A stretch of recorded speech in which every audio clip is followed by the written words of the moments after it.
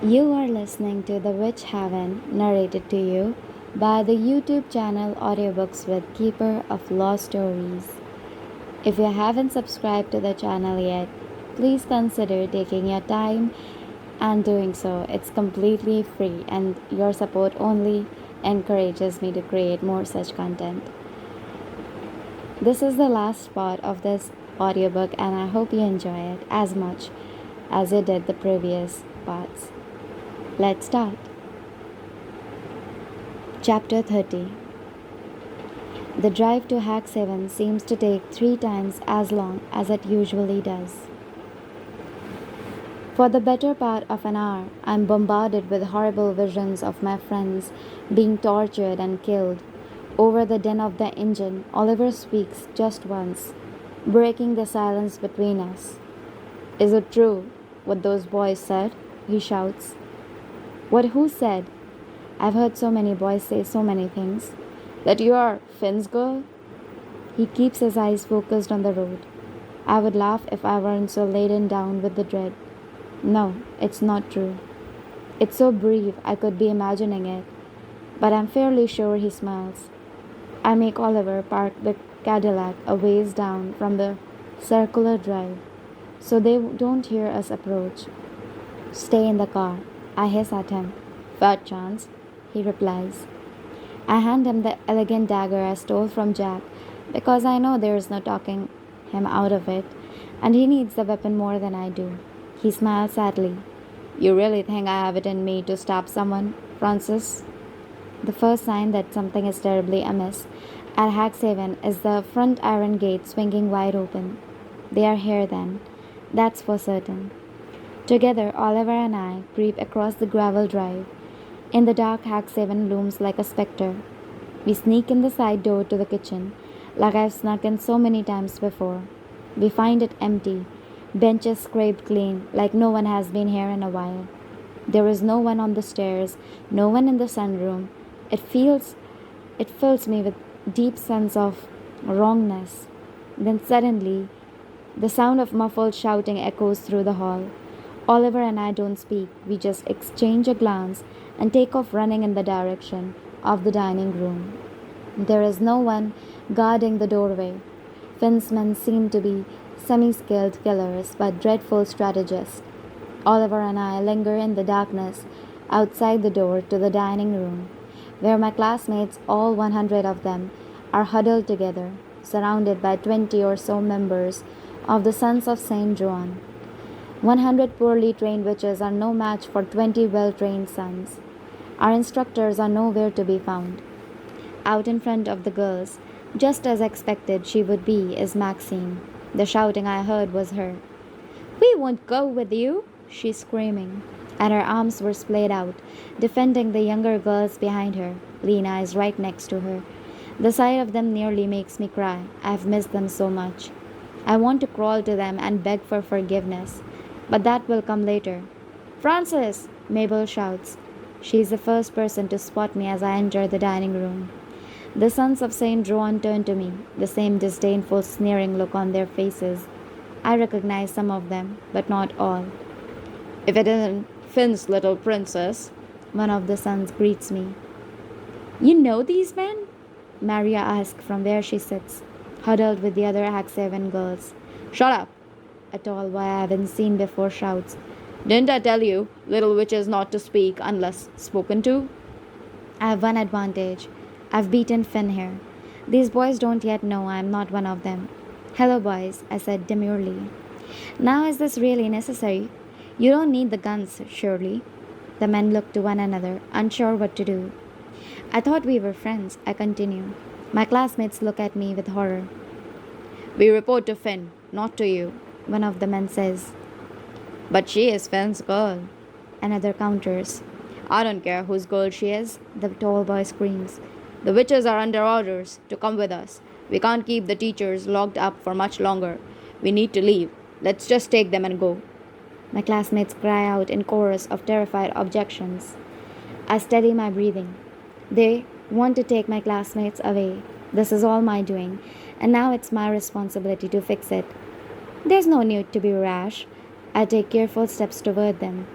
My arms up in front of me, a sweet smile plastered to my face. I flick a glance to Lena and Maxine. They look back at me, Maxine with rage, Lena with pity. If I survive tonight, I will spend the rest of my life trying to make things right between us. I pray I have the chance. Maxine uses the distraction to spring from where she is crouched on the floor and magics the closest guard's knife into her hand. Someone else, I can't tell who, sends an antique pistol one of the boys is holding and slams it against the wall. It crumples to the floor in a twist of metal. Then everywhere there is chaos. Screams and sobs, fists connecting with eye sockets, magic sparks and bangs. Lena and Cora sprang into action, shepherding some of the younger girls to safety through the kitchen. Oliver and Aurelia haul Ruby by the armpits and drag her across the floor. Oliver's hand is pressed to her bleeding shoulder. The blood spurts between the fingertips. She must have been hit in the chaos. He catches my eye in the side doorway. Go, I'm out to him. He nods in understanding and disappears into the hall. It's as if the cat Drakta has sprung to life in the Hacksaven dining room. Objects fly about, scones crash to the floor, books weave through the air. It's a hurricane of magic and fear and power. There is blood on the walls. All around is the guttural sound of people being hit. Suddenly a gunshot rings out. Standing in the doorway, his smoking pistol aimed at the ceiling, is Finn. He's wearing an overcoat, a hat, and gloves. At the sight of me, the tight line of his brows smooth in relief. Francis, thank God you are safe. I don't share the same relief in seeing him, only slippery, bitter fear. His tone sharpens as he turns to his cronies. Boys, is this what we discussed? Some of them mutter, No, sir. The room smells of blood and gunpowder. Sons of St. John watch Finn, and the witches of Hacksaven watch me. Oliver has returned from the kitchen. He clutches the pearl-handled dagger in his fist. He's desperately out of his depth in a room where he is the only one who possesses no magic, though you'd never know it by the determined look in his eyes. Boys, Finn calls to his cronies, scattered across the room. Please remember, we came here for collaboration. Magical lives are valuable. I will be back in one moment. No one do anything while I'm gone, or you'll have me to answer to. Finn shoves his pistol in the waistband of his pants and crosses the room. He takes both my hands in his and says, We need to talk. He drags me out into the dark foyer, pulling harder than he needs to, and though I don't want to leave my friends alone, they're probably safer with Finn out of the room. His gloved hand against mine is itchy and wrong, scratchy. Cold wraps its claws around me. I feel like I'm being dunked in icy waters as my brother's word about his death come flooding back to me. Something hit me hard from behind. There was a gloved hand over my mouth. It was scratchy. I didn't see a thing. I was gazing at the river. I heard someone whistling a tune. It was a beautiful night, and then boom, lights out. The first night I met Finn in the park comes to me crystal clear and ice cold. I remember it so well now, the way his whistling ghosted through the trees. Darkness circles my thoughts. My legs are barely able to keep me upright as the realization smacks me with a terrible wave of sadness and horror. I've never felt this lost, this empty before. The cavernous marble foyer of Hacksaven is deadly silent. The only light is a beam of moonlight streaming in through the window above the door. It cuts a silvery line across Finn's sharp face, turning one of his hazel eyes golden. I look at him, horrified, like I'm seeing him clearly for the first time. No! It's guttural, primal, and afraid.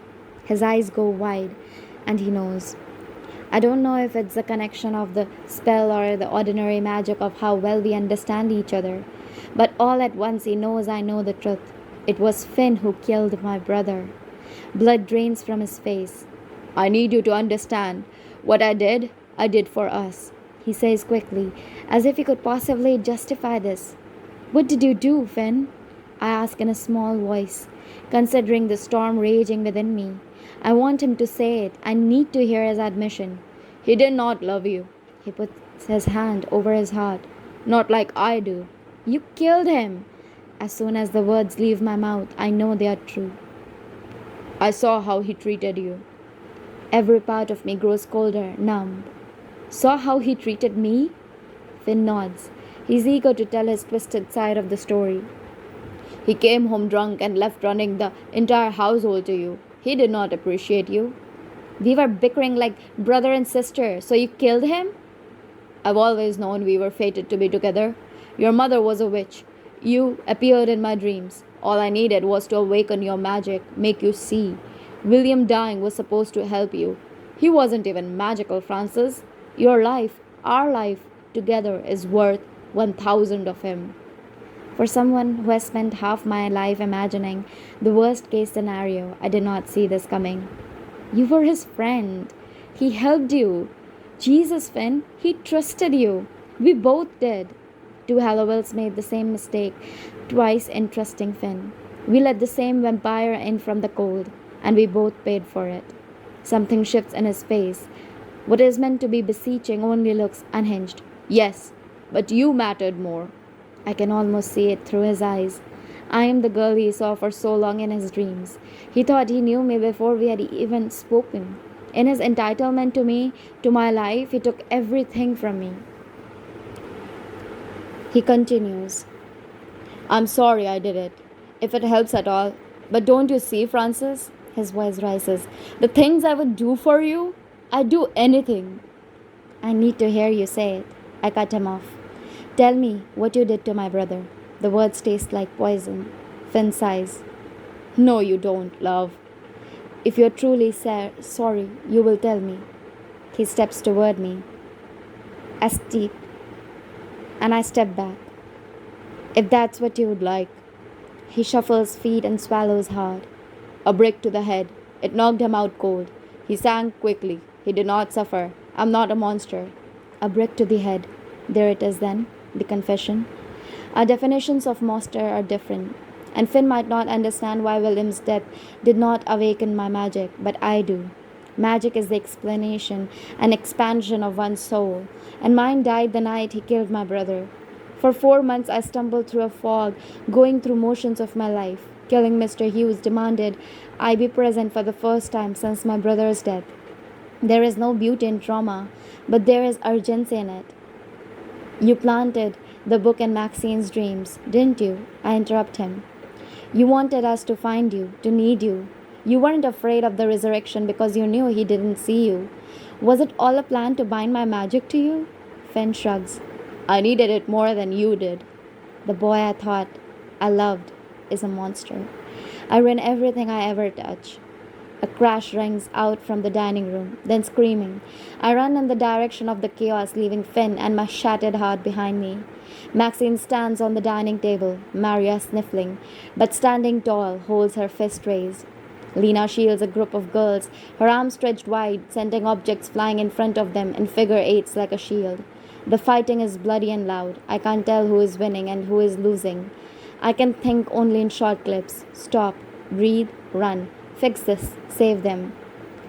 The sound of a wall scones shattering draws my attention. Maxine stands with a fistful of dinner forks, ready to send another careening at the tall man stalking toward Maria. Finn runs into the room after me and with a booming voice shouts, Stop! His men obey him and turn expectantly to their leader. Finn trains his gaze on me. I made a mistake with William, Francis, but you will have a whole lifetime to find forgiveness. Just leave here with me and your friends will be safe. I promise. And if I don't, then my men will kill them all and you will still leave with me. The choice is yours. I have no magic left. The witches of Haxhaven would fight, but we are poorly trained and we would lose.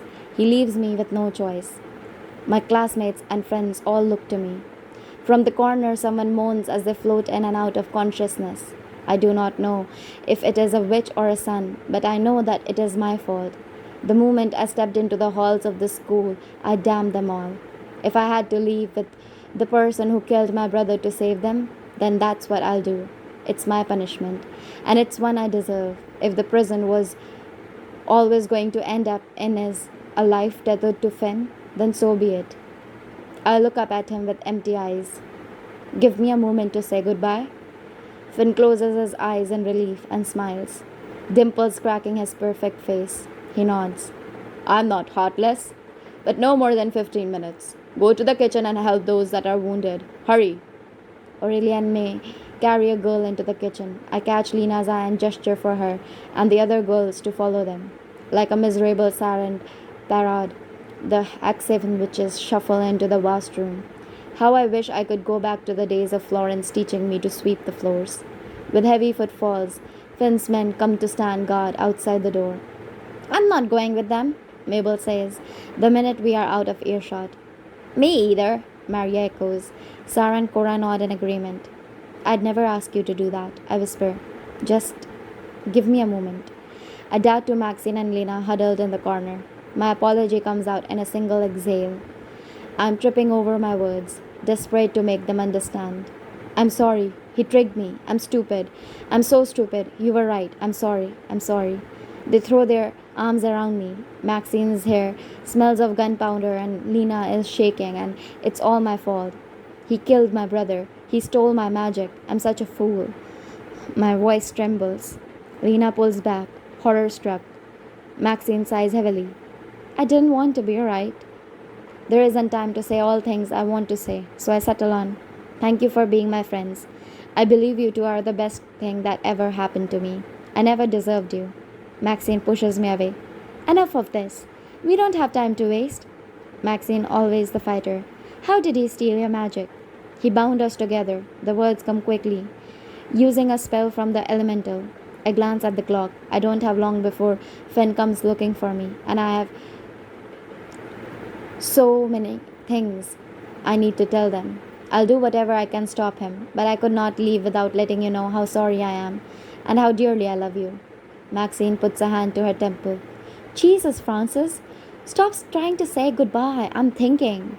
If the spell worked once, Lena trails off. Then it will work again, Maxine finishes her thought. It takes me a moment to catch up. You can't possibly be thinking of giving me your power, I say. I'm shocked they would consider it. I'd refuse it. I don't deserve it. You are the only one close enough to stop him, Lena explains. You can't disagree that it's a practical decision. I shake my head. I won't take it from you. I refuse. Maxine looks around the kitchen. She's counting each girl, mouthing the numbers. Then she quirks a smile. But what about a drop from all of us? They wouldn't. After everything I put them through, how could they? Lena rests her soft hand on mine, looks me straight in the eye. They would. And she's right. I explain the spell to Maxine and Lena. They explain the spell to the girls huddled in the kitchen, and each and every single one of them agrees to help me. Their yeses echo through the room. Some are friends like Mabel and Maria. Some I barely know like Rachel, and a tiny redhead I've never said a word to. Even Sarah and Cora agree to help. But will it work? I ask. Maxine shrugs. There's only one way to find out. Faster than I can believe, the group of us spread out in a circle on the brick floor of the kitchen. I lean toward the oven.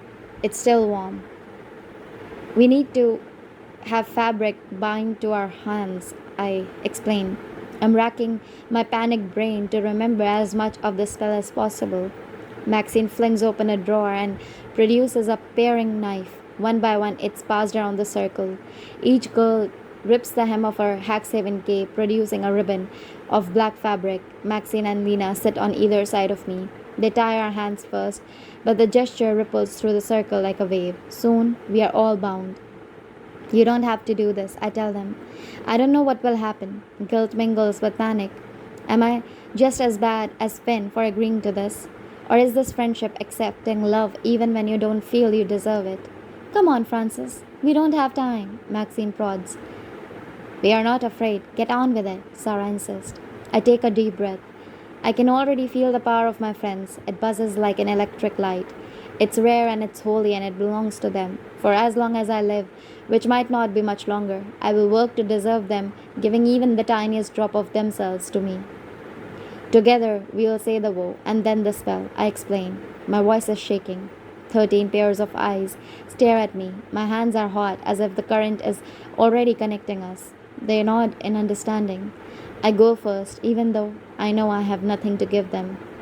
If magic has taught me one thing, it's that words are powerful, so I make one change. I no longer use the words yours and you, but ours and us. I, Frances Victoria Hallowell, give myself to you. All that I am and will be is ours. From this life on to the next, my soul and all that is within it belongs to us. The Antar Eh. The kitchen is dark but crackles with static. A chorus of voices echo in response to mine. All that I am and will be is ours. From the life on to the next, my soul and all that is within it belongs to us. The Antar Eh. They recite, my loyal sisters, my brilliant, brave friends. Heat starts in my hands, blooming up my arms. With each of their words, a light unfurls in my chest, growing, growing, and then, like a snap, the spell is done, and I can breathe again. Did it work? Sarah asks. They watch in silence as I reach out with my magic and levitate the paring knife, discarded in the middle of the circle. Relief floods through me. I feel at home in my body once more. Thank you. Thank you. It comes out in tears. Lena squeezes my hand. Maxine lays her head on my shoulder. I think perhaps this is how we survive in the world, passing little bits of our magic back and forth to each other when the world takes it from us. It's survival, it's love, it's family. I will never be able to thank you enough, I tell them. The spell between us is broken as the kitchen doors swing open and Finn appears once more. He leans against the door frame and sucks on his teeth. It's time to go, love. Maxine, Lena, and I share a glance that speaks of death. I follow Finn and leave my heart behind me. The November air has turned the dew to frost, so cold it rivals the splintering ice in my veins. Indifferent stars hang above our heads, and I pray to the deep nothingness for strength. The deep nothingness answers with the voice of my brother. Be brave. If I cannot be brave for myself, I will be brave for my classmates who were so brave for me. Finn takes me by the hand, and I need every last bit of strength I have not to recoil at his touch. Let's go home, love. Lots to do in the morning. You swear you'll leave Hacksaven B? As long as you cooperate, he says with a sickening smile. I think they will be more used to us like this, eh? And it will be a comfort to you to know they are up here, tucked away from the big bad world. But he's right. I will cooperate. I will leave this place hand in hand with my brother's murderer, if it means the girls at Hacksaven will survive. Let Finn think I'm a girl who needs protecting from the evils of the world and her own tender heart. Just then, Oliver's voice cuts through the darkness like a knife. Stop, he shouts from the porch. I won't let you take her with you. Poor, sweet, brave Oliver. How is it possible that he still thinks I'm someone worth running after? Lena and Maxine sprint out behind him. Stop, Maxine says. Oliver ignores her and climbs down the porch steps into the gravel drive. Frances, please. Take care of this, will you, boys? Finn says with a jerk of his chin. A royal of pure terror goes through me. Stop, stop. My cries are swallowed by the sound of a gun firing into the body of Oliver Callahan. He does not scream when the bullet hits him. Rather, he looks at his bleeding stomach with a furrowed brow. My body knows what it's doing before my mind does. I run for him, screaming so loud it echoes off the nothingness of the night. Oliver falls to the ground. There are so many of Finn's men and so few of us. Maxine is fierce and beautiful. She manipulates gun after gun, magicking them right out of the sun's hands. But she cannot manipulate bodies, and she's no match for the fist that connects with her cheekbone and knocks her to the ground. Lena makes it the farthest. She sprints at Finn with a knife in her hand. I take hold of the first man who lunges at her and bring him down, but I don't see the second until he crashes into her. By the sound of a scream, she is able to land one solid blow with the knife. But the man is enormous on top of her, and she has no knives. Please, I scream at Finn again and again, but still he does nothing. Maxine screams. Men close in on Lena. Oliver's body is a dark splotch on the lawn, sickeningly still. Memories of our childhood together flash before my mind. Of William, of the three of us. He was all I had to hold on to from the past, and now? Suddenly the rest of the witches spill out the front doors. I see Finn's men ready to fight. Panic and anger and fear burst through me, and just then, like a dam breaking on a raging river, my very soul pours out of my body, and I'm everywhere. I'm everyone. It is so strange, this new magic that is both mine and not mine. I feel Maxine's vibrant love and exquisite pain. I see flashes of the faces of the girls she loves, their kisses in dark corners, and the way they tangle together in empty bedrooms, just as dawn is breaking. I feel her sense of duty and her desire for adventure locked in battle with each other. I see Lena's grandmother's lined face and the way her parents looked the last time she saw them so many years ago. I know her heart wrenching homesickness and feeling of isolation. I feel her fierce pride and unrelenting ambition, the deep well of kindness that is her heart. I know Oliver's overwhelming goodness, his self doubt. I see myself through his eyes, the way he looks at me like I'm the most magical thing he's ever seen, even though he's seen real magic. I feel now how desperately he misses William, how he talks to him when no one else is around. But it's Finn I feel the most, the bottomless pit of his want, his willingness to do anything to create the world he thinks as just, the strange warm spot he has in his cunning heart just for me. All this information floods into my mind in the space for a heartbeat. Pain rips through my head, my vision tunnels. My soul cannot contain this much. My body cannot take it. My grip on the magic is slipping. My soul has stretched so far from my body. It could slide right out and never return. I could join William wherever he is. The torment of his life would be over. It would be so easy to give in. The relief of death begs me to accept it. Like waves of the ocean, it laps at my feet. Death is warm and soft and living is so hard. The air here is particularly heavy. On it floats William's voice, as clear as I've ever heard it. Hold on, he says. I will not leave this world a half done, unrealized thing. For the first time in a long time, I want to desperately live. Hold on. And then a burst of energy, of stars and light and emotions hazy with power. With a grasp, I come to lying on my back on Haxhaven's lawn, gazing up at the cold stars. Everything just as it was, except the lawn is silent and almost empty, and the air here is warm. I stand and find only Finn across from me. He looks terribly broken. This is a dream, then? I ask him. He pushes himself up off the ground and brushes the dirt from his trousers. I suppose so. You screamed like a bloody banshee, then collapsed. The next thing I knew, we were both here. You killed my brother. The words taste like poison in my mouth. He puts his hand up as if in surrender and takes a step toward me. But I'm sorry, I did it. Not that sorry. You're about to kill my friends, I reply. Only because you forced my hand. I love you, Francis. No one will ever love you as much as I do. Only the tiniest, most broken part of me believes him. If this is being loved by you, I don't want it. I don't want any of it. Finn throws his hands up. And you think I do? Love is a weakness. I shake my head. No, Finn. Wanting to control the people you love is a weakness. His face crumples, and he looks much like the same boy who was sleeping next to me just last night. Do you think you could ever forgive me? Saint-like, I step toward Finn and draw him into an embrace. But he has forgotten the first magic lesson he ever gave me. In my dreams, I am the creator and the destroyer of worlds. I picture the pearl-handled dagger, and there it appears in my hand. Finn's chest is solid and warm against mine. His heart kicks under his shirt. I let myself have this moment. For a breath, I hold him. I close my eyes and rest my head on his shoulder. And then I count down the beats of his heart. 3, 2, 1. I plunge the knife into his back. Chapter 31. I blink back into consciousness, back to the world that is solid and real. I gasp for air. It's not, I'm drowning. And my head has finally cracked the surface of a cold pond.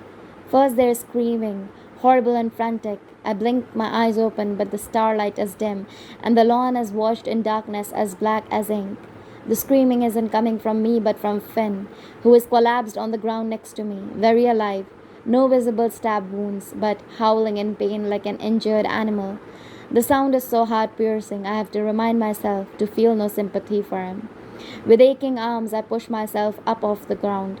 Before I collapsed into the dream, my power was a candle trying to stay alight in the wind. Now it is a bonfire like tongues of flame. My magic reaches out and takes hold of all 20 of Finn's men. The control comes as easy as breathing. Something in me has been unlocked. I slam them to the ground with a rib shattering crack. I'm in control of their souls. I'm in control of my own. You will leave Haxhaven and never return. Do you understand? Their moans of pain turn into words of affirmation, and without further hesitation they take off, some hobbling, some running in the direction of the dirt road that will take them back into the city. I hope I don't come to regret letting them live. I stand over Finn and despise the sight of him. I hate each angle of his perfect face. Once Finn's men are out of sight, I crouch over his ashen form. He's gone still and sweaty, but his eyes are open. What have you done to me? He pants. The magic. I can't feel it. Maybe it's because you're a soulless monster. Kill me, he gasps. I can't live like this. I should kill you, I say so quietly, only he can hear. I should want to. I lean down and press my lips to his forehead, but not yet. I rise from the ground and don't look back. I walk across the lawn, letting Finn's crumpled form fade from view into the darkness, among other shadowy broken things where he belongs. My steps pick up quicker and quicker until I'm running full tilt to Lena, Maxine, and Oliver across the lawn, lying agonizingly still. They are led out in a constellation. Lena is bleeding from the head. Oliver's shirt is more blood than fabric. Maxine's left eye is swelled shut. I reach them. And my soul, having expanded to the corners of possibility, sighs in relief. I'm sorry, I sob. And then the darkness swallows me, full and complete. Everything hurts. I wake in my usual bed, covered in cold sweat and the creak that comes with being asleep for a long time. I can't move my limbs. My throat burns. The images come flooding back to me all at once. Oliver being shot, the dagger going into Finn's back. How it felt so much like someone's soul broke. Lena calls from her bed. Are you finally awake? How long have I been out? My voice cracks with disuse. 3 days, I hear Maxine say from across the room. She is sitting on Ruby's bed, sporting a violently purple shiner and flipping through Vanity Fair. You look terrible. I'm sorry, Maxine. I can't believe I ever thought you could have had something to do with William's death. I croak. She silences me with a small shake of her head. It's all forgiven. Obviously a terrible thing to be accused of. But I do quite like that you thought I might have been interesting enough to be leading a second life as a late-night murderess. A pang of hurt peals through the chest like a church bell at the sight of Ruby's unslept in bed. Ruby, I ask. Alive. She went home yesterday, Lena replies. And Oliver? A knock on the door startles us and Florence strides in, no longer in a grey muslin kitchen dress, but a silk crepe gown of turquoise blue, the Haxhaven cape buttoned across her chest. She smiles when she sees me awake. I'm glad I see you up. Florence is taken over as interim headmistress, Maxine explains. A fine choice. My heart and my throat burn with every word. Where is Oliver? Can you walk? Maxine asks me. I'm unsure if my shaky joints will hold me, but it does not stop me from rising from my bed. Take me to him. They've let out Oliver in Maxine's room. He looks like a ghost, pale as death under her canopy. I stumble to him and collapse on my knees at his bedside. His green eyes flutter open. Oh, thank God, I sigh. I've never seen anything better than the rise and fall of his chest, alive. He moves his hand weakly to touch mine. Are you crying? He manages a weak laugh. No, I sniff. Good.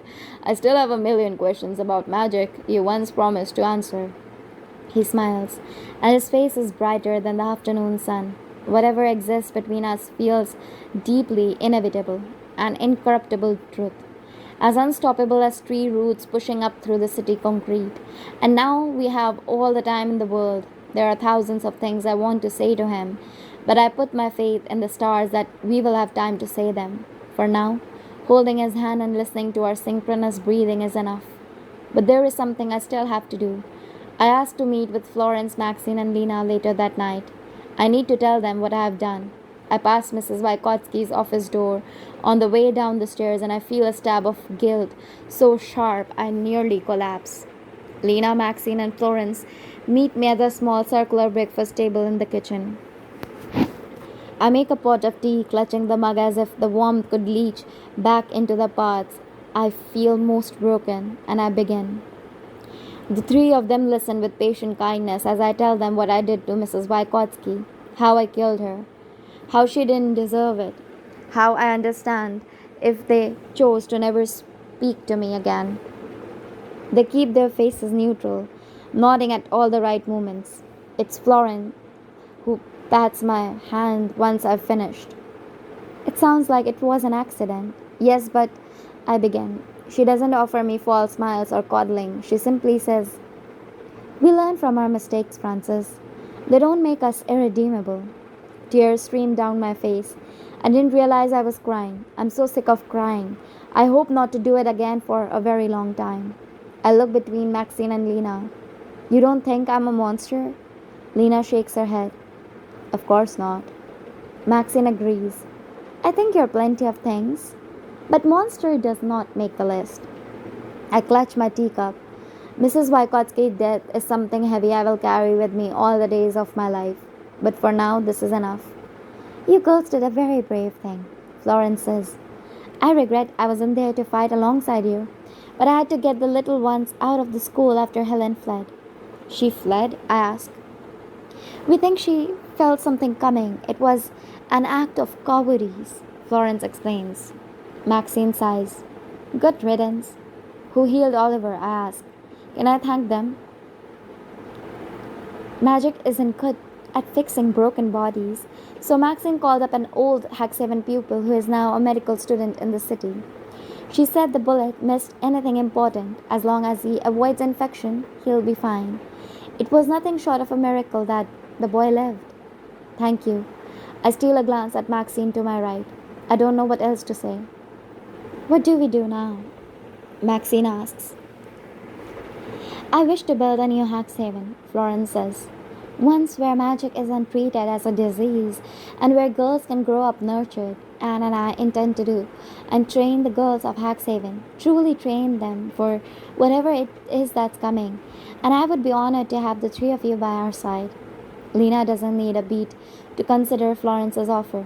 "Thank you, ma'am, but I'm going home to my family. Hack7 was never a place I intended to stay."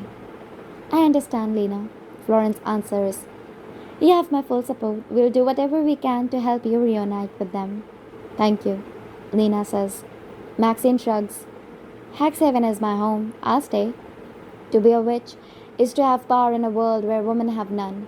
I witnessed the sons of Saint John use their magic to entertain, to grab power, to subjugate and do terrible things. But the witches of Hack7 did nothing with theirs. The nothingness feels just as ugly. "Yes," I finally say. "Yes, I will join you." Lena leaves for home on a cold Tuesday. I cry.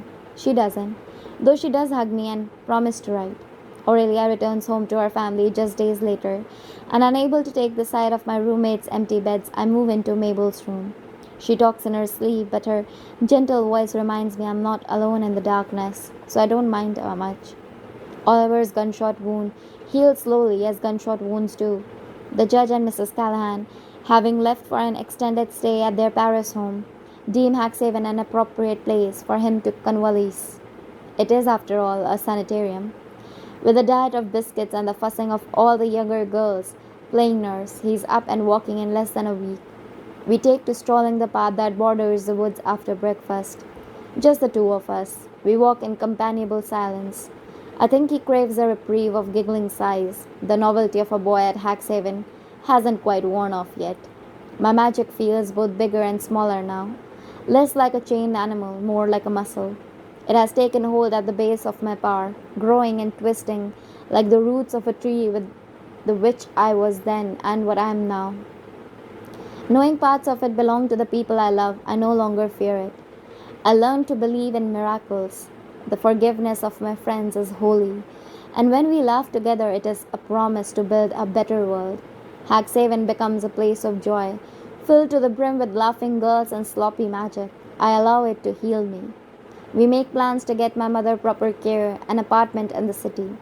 Helen once told me I could not burn down the world for taking the things I loved from me. Helen was wrong in many regards, but in that she was right. I take the endless well of love I have for my brother and I whisper to it, a prayer to stop eating me alive. I learned to give it away to the homesick Hacksaven girls, to my friends, to myself. I think the only choice any of us has is to take our pain and make a world that hurts its inhabitants a little less. I don't dream of Finn.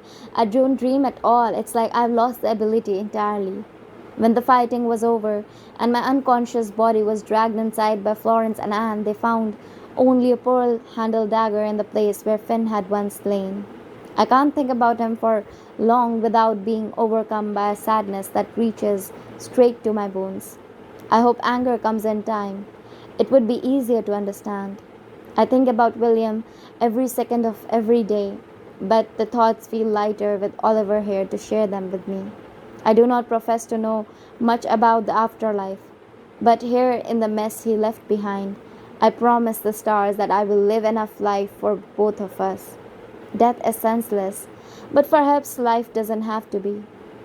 Oliver and I are on our morning walk one day when he turns to me, his hands shoved in his pockets, a scarf wrapped around his neck. The air is cool, his breath comes in puffs of vapor. The sky is a brilliant December gray, so bright I have to squint up at him. It's a single perfect moment. The two of us here, our boots crunching in the snow. Will always said you were going to change the world, you know that? I smile. It sounds like something he would say. Hallowed by winter tree branches, Oliver gazes down at me like I'm magic. I think he was right. I look past Oliver to the road that leads back into the city. I hope so. There's so much left to do. June 1912. Dearest Frances, it feels rather quaint to be writing you a letter with ink and paper after all the time we spent inside each other's heads. I think of you every second. So much of me feels empty now that you are so far away. How ridiculous I am to love someone who has taken so much from me. But time will march on and we will be reunited, as the universe always fated it to be. There is so much happening here in Europe. What I'm building for us. The clairvoyants say you'll be here soon. I pray they are right, because we have so much to discuss, so much left to do together. Every night I dream of your lips on mine, my love. My soul feels empty, but we will remedy that upon our reunion. I look forward to reclaiming all that you have taken from me. So many cogs are turning, but still my heart beats only for you. We belong to each other. Never forget that. In your heart, you know it as well as I do. Soon, Frances, we will be together again, together as we were always meant to be. Love, Finn James Darcy. The end. If you like this audiobook so far, please consider giving it a like and subscribing to the channel if you haven't already. And I will be back with a new audiobook soon. I hope you stay and I hope you enjoy the audiobooks. Thank you so much for your support. It means a lot.